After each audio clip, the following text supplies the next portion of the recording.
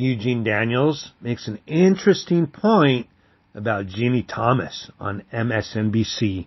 Let's listen. The stereotype of someone who believes in these conspiracy theories is wrong, right? It is not always going to be someone in the middle of the country, someone who lives in a rural area. This is a woman who is a conservative activist. So his point is that, Ginni Thomas is an aberration. She doesn't quite fit the mold of the MAGA QAnon conspiracy theorist, and he's right. She doesn't, she's educated and she's obviously bright, if a little cuckoo or muy cuckoo, and is married to a justice of the United States Supreme Court. She's a member of the elite class, right?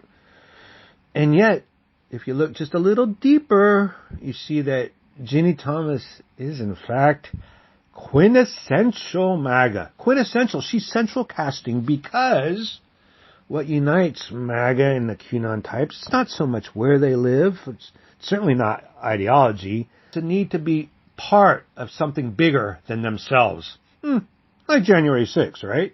So being part of a group or a mass movement or, a cult intensifies their identity and their sense of belonging, makes them feel morally superior, and temporarily fills the holes in their heart. And consider this, before Ginni was a MAGA, she was a member of the LifeSpring cult, okay? In 1985, she supposedly renounced LifeSpring and just 2 years later was married to Clarence. Just 2 years later. Of course, she became a Tea Party activist. And then in 2016, she had a huge relapse. She went full into MAGA. But this time, she wasn't just a member of the cult. If you look at her texts in question, she sort of sees herself now as one of the leaders of the cult.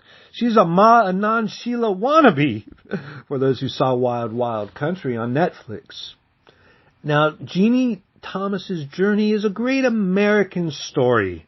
She went from having her mind controlled by a cult to becoming a cult leader herself and controlling other people's minds with a big lie. Well, there you go.